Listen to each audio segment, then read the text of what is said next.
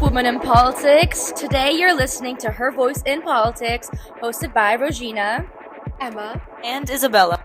And we are your awesome comms team, and don't forget our prez, Aniela. Hey guys. In today's episode, let's give a warm welcome to our special guest, Emilie Kalaydjian, President of the Western University Student Council for the year 2024 to 2025. Emilie is currently a fourth-year student in Human Resources who has developed an outstanding career within the social sciences and has been developing an impactful role within student government as a senator for the Social Science Students Council, chair of the Western Student Senators, and future president and chief executive officer for our University Students Council. Welcome to our show, Emilie. We are so excited to have you. Thank you for having me. It's really exciting to be here. I have so many friends who speak so highly about your club, so it's really awesome to see people who empower women like that. So really looking forward to answer your questions and to get to know you all a little better. So first off, how are you doing today? I'm doing good. I started my transition actually with the president role, which has been really interesting, and just being able to meet the full-time staff who support the students and the vice presidents. That's been really special. So I had some interviews today for those roles, which has been really exciting. And it just kind of goes to show you all the work that goes behind the scenes. So it's about 4 hours today. So busy day, but all worth it in the end. So looking forward to that and being able to hire my full team. But yeah, you guys? We're good. We're excited to talk to you. Studying for midterms. Boring. Today we would love to delve deeper into your role as a female leader in the Student Council and in the various platforms in our community that you have taken part of. So I have a question for you, Emilie. So I know you've had a long journey of diverse political roles such as senator and policy administration at the USC and SSC. Could you walk us through why presidency was your goal? So it's funny because presidency was actually not my initial goal when I got to this campus. No. I think a lot of candidates will come up here and be like, when I was in my first year, like this was my goal since day one, and this is what I wanted to do. And it's like I really had to find that, I think, confidence, and also find people in my life who really built me up to want to do something like this and find that inspiration.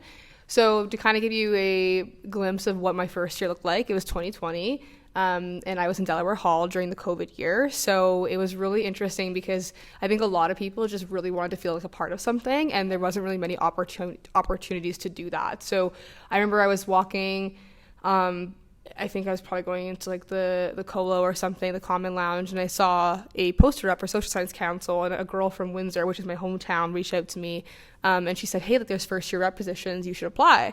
And I was like, okay, like I'll give it a go. And luckily enough, that's kind of how I found myself in the SSC, which was like the basis of my advocacy work at Western, and just kind of meeting people who were very like-minded, really wanting to give back to the community, and just go-getters, I think was the best way I could describe it. But my first year on council was definitely not my best one. And then in my first year, I actually decided to run in my first election, which was for social science senator. So I was 18 running in my first public election. And yeah, it was a little, I was in my first year. So yeah, and it was a fully online campaign. So I think comparing that to now is so different. And basically I did it completely online. I didn't really know exactly what I was doing yet. I was just trying to figure it out. But there was something about the Senate that I kind of found appealing, only because one thing that we can all agree upon, even though we have different career aspirations, is we are all equally here at Western to study. We are here for a degree. Mm-hmm. And the Senate kind of aligns those interests, no matter if you're in engineering, if you're in med school, if you're in poli-sci, if you're in, BMOS like myself. And that was something that was really important to me. So that's how I kind of found my interest in the Senate.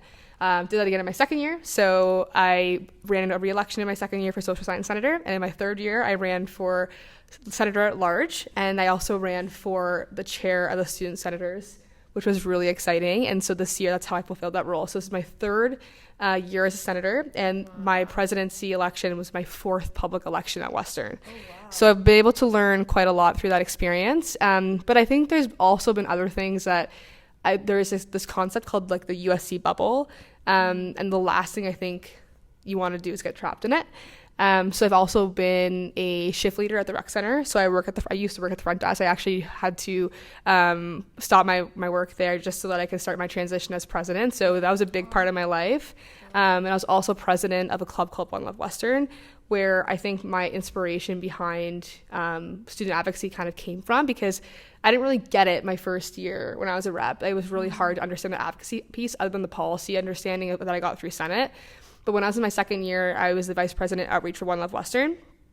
And I was asked to speak at the walkout in response to the events that occurred at Medsid Hall. And so I kind of learned, I was told there was going to be like 300, 400 people there. And I look into the crowd, there's 8,000 people there, and CBC News is trying to interview me after. So that was my first experience with like learning that like advocacy plays such a large role, and no matter who's listening, the message is always so important. And we gave a resource called Reese, and it is an online anonymous reporting site. And actually, when I finished my speech talking about Reese and giving students those resources, about 30 people made profiles with the organization. And so it just goes to show you that all that kind of stuff works, and having that metric in my mind really inspired me, and it kind of showed that like when we could all come together, like real advocacy work can happen, and you really do change somebody's experience for the better. So that's how I got here, and then along those ways I've met so many incredible people in the space, and I think it just didn't feel right being done. I'm in human resources, so I'm going to go right into work, get some work experience, and hopefully do an MBA after. But of course, before that, I have to get some work in, and I had a job lined up in HR and manufacturing, but there was something about this role when it was the fall where I was like, you know what, if I don't take this, I'm really going to regret it. And so I gave it a go, and luckily I'm here, and that's kind of my path and my trajectory to get to this role now. So wow, yeah. That's fascinating. I want to ask you if there was like an awakening moment for you to actually realize like, oh, I really want to run for presidency. So as a fun fact, I was Nika Bajaj's campaign manager last year. I wrote her policy with her, and I was with her the entire way through her campaign.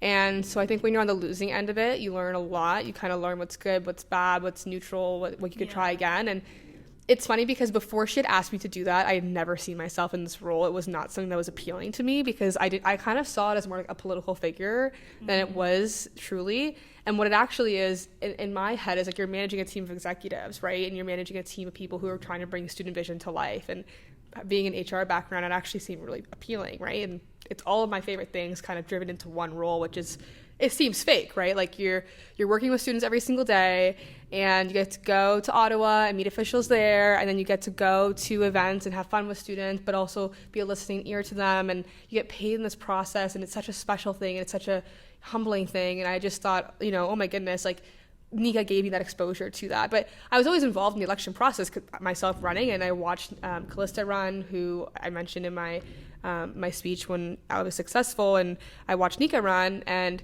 there's something to be said about, with women in particular, when you do run, you have to be so careful and controlled about how you articulate yourself and all of these things, and we can get into that later. But when I watched her on the debate stage in particular, I thought, I can answer these questions. And I think I have relevant experience that will allow me to answer these questions if I do the proper research and consultation. But it wasn't in that moment where I was like, this could be me. I just thought the ball started rolling. I was like, this seems like something that I could possibly attain. And that learning experience really helped. And I thought about it over the summer. And like I said, I got offered work, and that regret, I didn't want that regret. So that was the biggest thing. I'm so happy that I took that leap, and the people around me made that possible. So yeah, that's kind of my awakening moment, I guess. That's awesome. I want to go up with us next question. So when you were announced as the winner, I know you've previously mentioned this, so in your speech you called out past candidates Callista Ryan and Nika Bajaj. Could you maybe expand on women empowering women and representation? Yeah, so I will preface, the USC has seen now myself being the 7th female president in 60 years, with the last person not being elected in 10 years. So that was Sophie Halpert, and Sophie actually wasn't the person who won, had to get disqualified, and she was the next in line and then got the role. So actually the last person who was officially elected was 15 years ago. And not to discredit Sophie's election, because she still ran an incredible campaign, and we can watch that now. She actually still works for Western, which is really interesting. Yeah. But like, it goes to show you in the last 15 years, this is the first person who is a woman that has been elected officially. And there's something about that doesn't sit well with me.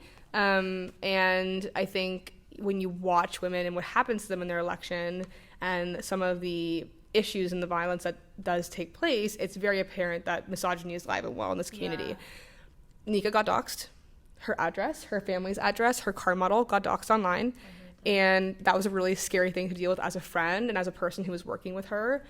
And, you know, I was a person who was on the lines, you know, ensuring that and doing everything I could to, you know, I think a lot of women resonate with this. And it's like, you know, make sure you're smiling and make sure you're looking at the other candidate and shaking their hand and doing the most. And I'll draw on a personal experience, like the debate, 50% of it was me talking, but the other 50% was me focusing on my body language. And was I, you know, laughing at the other candidate's jokes? And was I looking, you know, at the audience enough? And was I, you know, acknowledging what they were saying and nodding at them and all of these things? And I know, unfortunately, that this is not what they were thinking, right?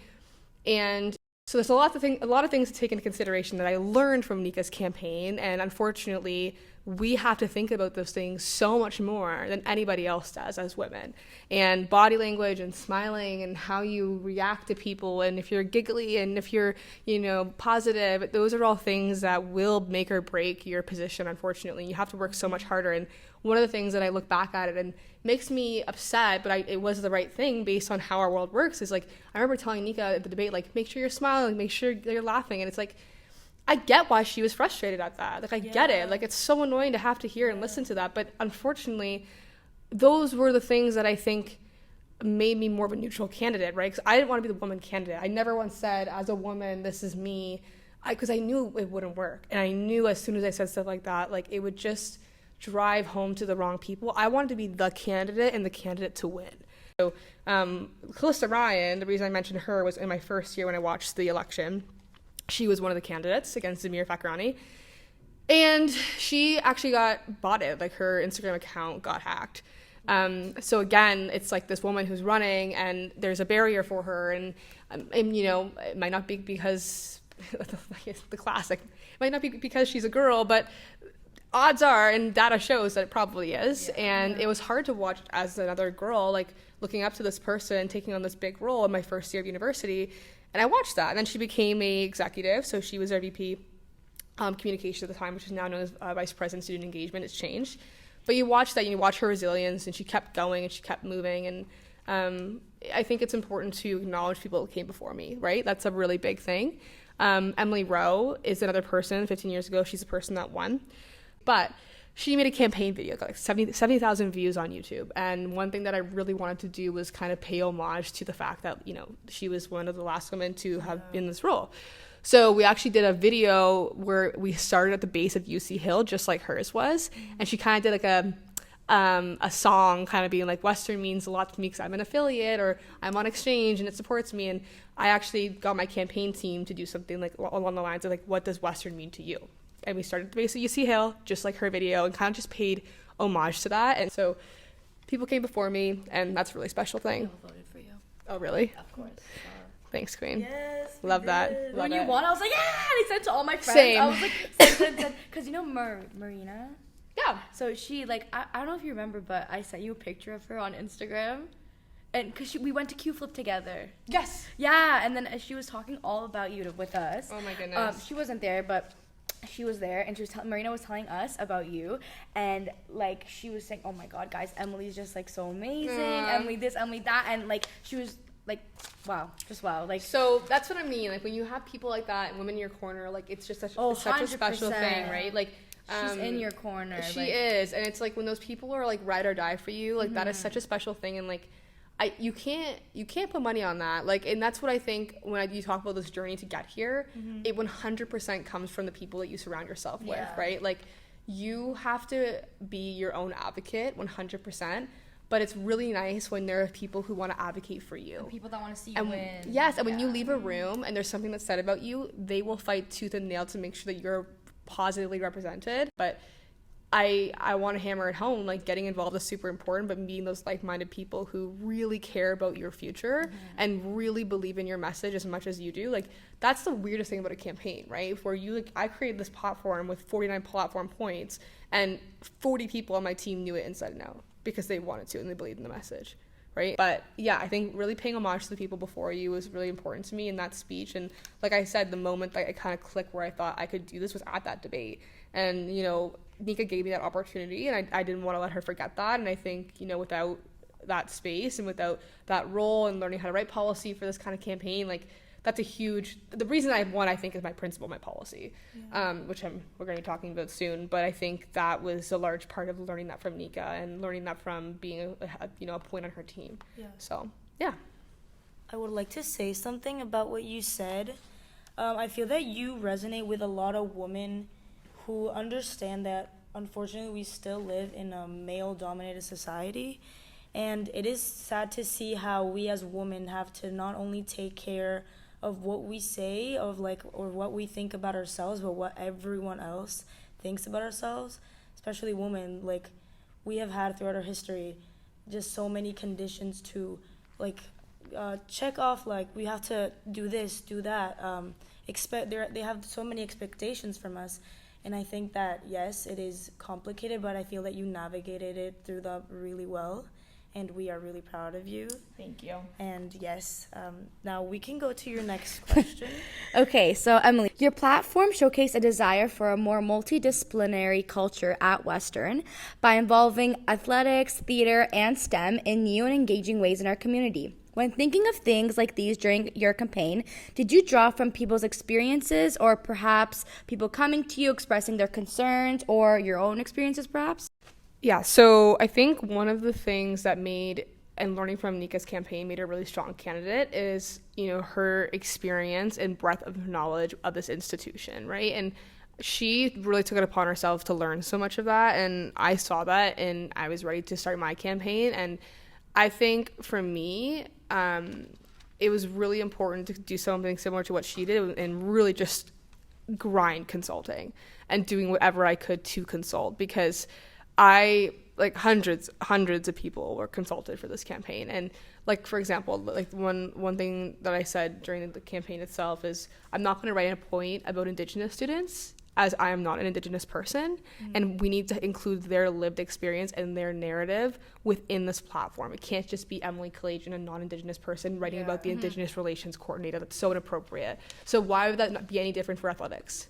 Why would that be any different? And I think, like, of course, there's a historical issue that goes on with decolonization and things like that, but I think being representative of the entire student body is really important. So I remember, you know, just talking to different people and through consultations, you learn so much and it makes you ready for this role. The consultation preps you for this role, because now I've done multiple consultations, multiple cultural clubs, faculty councils, people who are in administration, and I feel more prepared for this role because of all the information I learned to consult, to create the platform, which is great to have, but those conversations and connections I still have, right? And that's why I think a lot of times we always focus on our strengths, whereas campaigning, if you do it right, you focus on your weaknesses too, right? And as a main campus student, you know, I've gone to Brescia quite a lot because I live near Brescia and I have friends that go to Brescia, but knowing that, you know, I don't spend as much time at Huron, I don't spend as much time at King's, and making them feel integrated in this process, well, not too integrated, but making them feel like they're a part of this process and making sure that, you know, I'm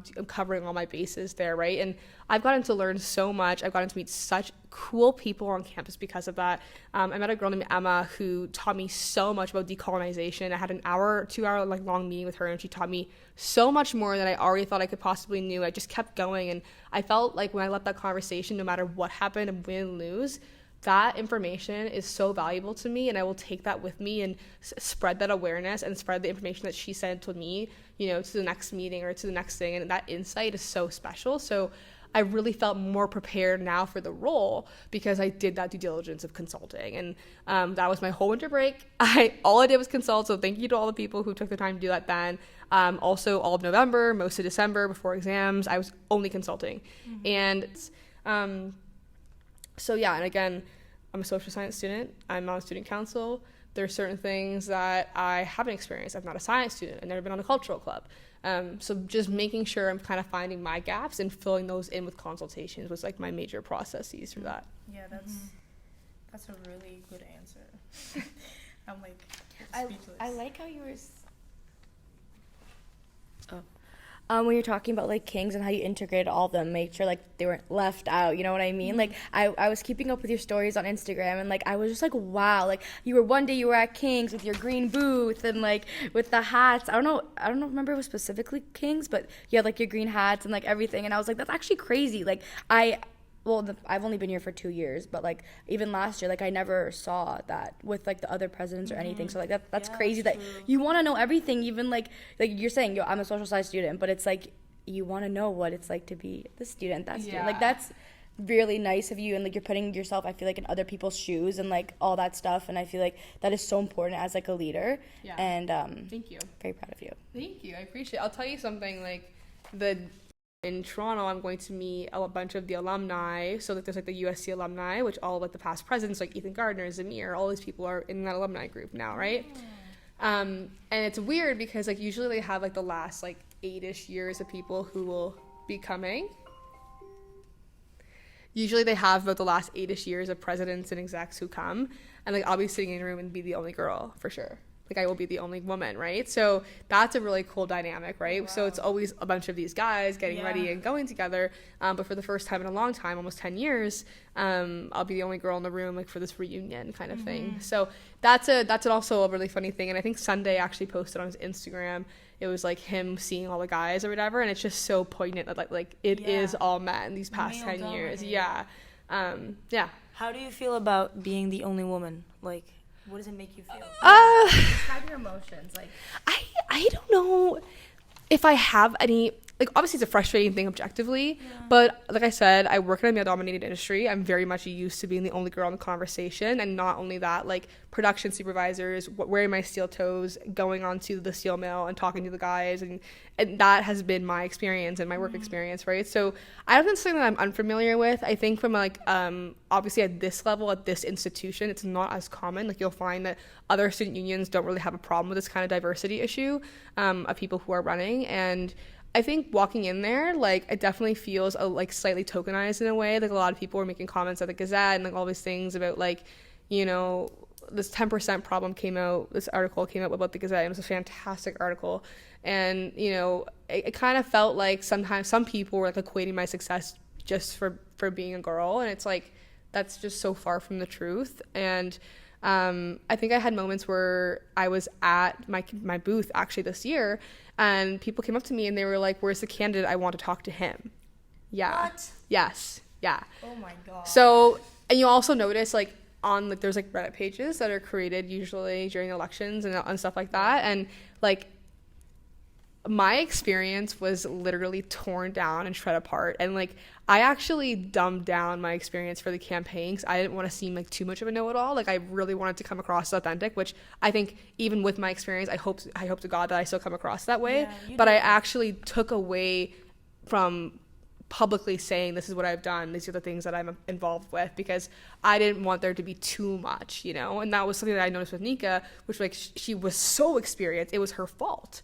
I'm like, how does that even make sense, right? Like you're so experienced, it's a bad thing. And so, you know, it was a hard line to draw, right? And you'll notice like in those Reddit pages, like it's kind of like Emily doesn't really have like a personality, or like Emily like she's not even that experienced. Like she talks about Emily has, you know, Emily's a senator, but she actually hasn't done anything. Well, it's like, no, like I actually worked with my team to help create the recommendations for the Brescia integration, which is really special to me, and I supported my Brescia senator to do that, and she did a fantastic job and took that autonomy and made so many connections. And it's like, that's a team effort, right? And it's like to be told, oh, by the way, you actually don't have any experience, like what a crazy thing to come by, and not being able to defend myself. And also like when you meet people, like you always have to be on your A game all the time. And I remember like one time we did like a bar night out just to like campaign or whatever, and I literally had like the worst migraine. I was like not ready to be out, like I couldn't. And I remember like my one friend, which was so fair, she was like, you need to be like more bubbly when you're meeting people, like you look like you're really tired, or you look like you don't want to be here.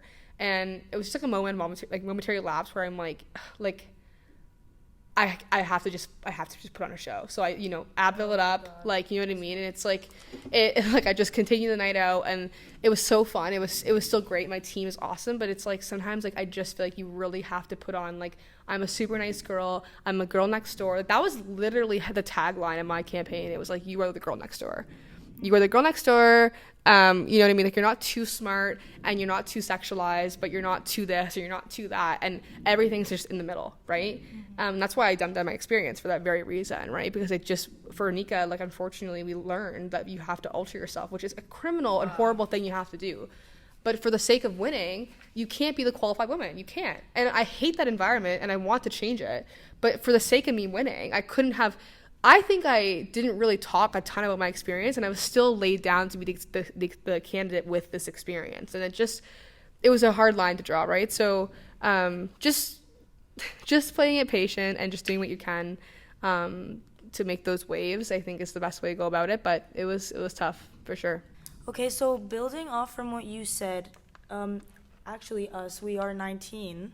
Our producer, the interviewers, we are 19, and we understand how you feel. Like, we've been through it, but, like, we can't imagine how it feels for, like, a role like this. So what would be your words of advice, or what could you transmit to us as we're, like, first year, second year students?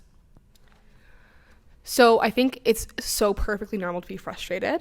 It's so perfectly normal to be frustrated and angry, and it's so silly, and you recognize the discrepancy of how sometimes you're treated compared to others. And I just think at the end of the day, if it doesn't progress your work and it doesn't drive you forward, and you just feel like you're at a standstill, then you're not using that energy towards the right thing. And I think, after what happened to Nika, I felt really unsafe myself, right? Because it was like, okay, if I do this, is this going to happen to me? And I was so scared that, like, I would have Reddit pages, like, that were super negative, and she experienced incredibly, really graphic, like, online hate, and those things, they exist forever, right? I think that's a hard thing to kind of grapple with. And I looked at that and I'm like, oh my goodness, like, I don't want that to be me. Yeah. But I think when you give up, you're giving up for the next person, right? And I never wanted to do that. And I think when you can get and gain inspiration from other people and make anybody else feel like they can do it, like, you really can do it. And what it comes down to is having a strong foundation of people. When I was kind of thinking about it over the summer and kind of going back and forth, I remember, like, my aunt, she calls me, a lot of my family calls me M, so whatever, it's obviously a short form for Emily, not too crazy. But she kept writing, like, M for PM everywhere, like M for PM on sticky notes, on my birthday cards, on this, on that. And I think I guess you could say manifest, but not even that. When you have people who believe in you more than you believe in yourself sometimes, like, it doesn't make it so hard. But I think, like, it's really okay to be frustrated, but you can't let frustration motivate you. You have to let the vision and knowing that people came before you and you wanting to kind of pick up where they left off, that's what motivates you, right? Because as soon as you leave with frustration, I don't think you're going to get far. I think it's just not the right mentality. You want to lead with with pure intention, which is exactly what I had for this community. I've given a lot to volunteer work and, student advocacy and all these kinds of things. And it felt like this was the perfect way to close that chapter in such a big way, because my experience does not come from the USC, right? Being sat on Senate, it's separate to the USC. It's working with admin, and you work with, like, faculty councils, but I was never a counselor. I was never one of those things. And I think it hurts me to feel like you would feel scared to do it. But I think what makes me really excited is now you've seen someone successful at doing it. Yeah. And that's what matters. And that's what matters. Yeah. Because now it's not just you. It's the third years. It's, fifth years. It's the first years who are coming in next year and going to be in the O-Week stage and see a woman who's telling you that they're the president of a $36 million non-for-profit because they won a successful election. And they won through true merit. There was no dirty play. It was me just consulting and doing whatever I can. I think playing it clean and playing it fair is a big one. But just remember, like, being respectful and being humble. You don't want to be paged as, like, as the woman candidate. You really don't. It's not a fun feeling. It's not, because you're just a person. You're a person before you're a woman candidate. And like I said, your experiences might be more unique because of that, especially when they're more intersectional, women of color and things along those lines, queer women, all those kinds of things. But you're, in my opinion, and everyone's different, but you want to be known for being the best candidate, not the woman candidate. Yeah. And that's the thing for me, where it's like, when I look at my future, like, I don't want to be like the female HR manager. I want to be the HR manager. I want to be the person that is the best for the role, not because of, my background makes me a stronger candidate, sure, but it's not what makes me the candidate. Yeah. The candidate is getting elected because I put in so much work into my consultation process, and that came through in the election. So yeah, it makes me sad, like when I hear that people feel somewhat scared. I was scared too, but you can't let frustration drive you. You have to let the emotional appeal from the people that came before you be like your driver. And I think just remembering that it's a job, and like you want to work really hard for your job. And then when stupid things get in the way, it doesn't even have to be about gender. It can be about, missing a deadline or someone being rude to you, not because of anything else, because they're just rude to you. Like, that's a frustrating thing, but you need to move on to the next thing, right? So that conflict resolution, I think especially when it has to do with your identity, it's a horrible and annoying thing, but you just have to move on. And I think follow those people who really can best support you. And I've really found that in my little niche here on campus, so. Okay, as we're coming to the end, I just have one more question I think everyone wants to know the answer to. So, do you have any last words of wisdom for women who want to reach powerful leadership roles? And what legacy do you hope to leave behind? So, I remember my aunt always says this to me, and it's something that's really stuck with me, but it's when people show you their true colors, believe them. Really believe them. And that can be good and that can be bad, right? And finding those people in your life that really become your village. And that's something that my parents always told me growing up. And it was one thing that I really wanted to mention in my speech if I was successful in one. It is like, it really takes a village. Like, it takes a village of people in your life who make things that feel impossible feel possible. Like, I have my sister is at Western. She's in second year too, actually. Aww. And she's like such a hard worker. Like she will study for a test until it's the last thing that she does at the very end of the day, until she's memorized everything, and she still needs to get that 90 no matter what. She's going to get it, and she works so incredibly hard. But at the same time, like, she's the person in her friend group that everyone comes to for like solid advice, and like she's very level-headed, and like I watch her and I respect that, right? And I think when you can learn from the people around you who are also successful in their own craft, it's really special. And I was lucky that I had such a strong village at home, and it kind of sets the foundation for what your village looks like when you go to university too, mm-hmm. right? And you remember, like, you are far away from home for some people, and you need people here who are really going to support you and really going to make sure that these things become possible. And I think at the end of the day, I really understand now, being in my fourth year and leading into this role, that concept of having like a true girlfriend where there's like no resentment, there's no jealousy. They're just up for, they want the best for you. Exactly. They're an extension of you. They're an extension of your family. And when you have that, you can't put a price on it. And there's something I think about a bond that you create in university compared to when you're in your hometown or things like that, because everything's on the table, right? Mm-hmm. Like, family dynamics are open. You can talk about that. You can talk about like the insecurities that you have when you were growing up, and no one judges you for anything, because who you were before you got to this university doesn't matter. It's who you are now. And that's a really cool thing. And I'm so lucky that I still have, I've had high school friends who have grown up with me at Western. And I remember my best friend from high school, his name's Darren. He was in he's actually on the floor over from me in Delaware Hall. And he grew up with them, and you get to see that. And he's like my number one fan. And we were talking about how, and this is kind of leading into the legacy question. Basically, I'm going to cough, cut. Sorry. My friend Darren and I were talking about how when Zamir got elected and when Ethan got elected, they felt so far above us. They felt like they were some like mystical creature, right? Because it's like the president of the, of the school, of the council, and they felt so far away from me. And he was saying, he's like, but to me, you're always Emily. He's like, to me, you're always going to be Emily. And now you're just in this role. But I was like, that's how I want everyone to feel. Like, I don't want to feel too separated from the student body, because I got here through students, and I want to feel like I'm still down to earth, and that's who I am, and that's how I believe. And even as a president, there's still going to be things that I don't know and I don't understand. And the legacy that I wanted to leave behind is one that, you know, people remember that I was approachable, people remember that I was genuine, and that's, to me, you know, with this campaign especially, I thought if I lose, at least people know I'm a nice person and I'm a hardworking person, and that's all that matters. That's all that matters. My grandfather, he's an immigrant, and he always says to me, like, he's like, I don't care if you're gay, if you're straight, if you're in this country or that country. He's a very, very reasonable, progressive person from coming from the country that he does. And he always says to me, he's like, all you need to have is a brain, which means like you have to be like you know, people smart and like street smart and that kind of stuff, and you need to be hardworking in his own ways, in his own thick accent, right? But that, to me, it's always resonating. He's so right. Even now, it doesn't matter what you do, you just have to be a nice and hardworking person, and if you lose in that, you still have your dignity as who you are. And I think if you lose who you are, you've lost completely, even if you won the election. And that, to me, is the legacy I want to leave behind. So if people think that I'm kind and people can come up to me, that's who, you know, that's what I hope. And I think through this role, it can kind of be, you can kind of feel like everyone's looking at you and can kind of drive that ego. That's not who I am. It makes me uncomfortable, honestly. So I really don't want to lose that, and that's really important to me. And doing things like this is really important, and lifting other women up is really important. I think that's something that I'm going to be doing through the entirety of my role, because I haven't had that in 10 years.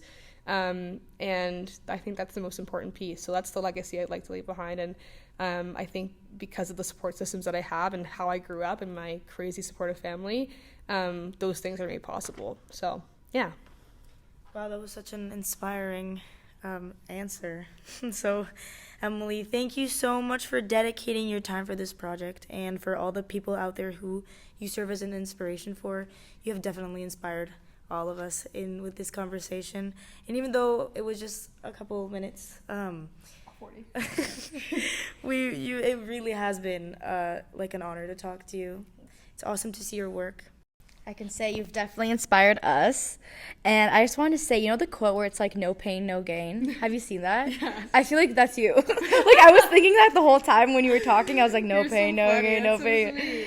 I just wanted to say thank you so much, Regina and Isabella. You guys are awesome, and continue to do the work that you are doing. And if you ever need anything, you know, you have a friend in the USC, which is really exciting, and continue to empower all the women around you to do crazy things like run for USC President. So have a great rest of your night, and I appreciate it. You too. Go seize the day tomorrow and every day.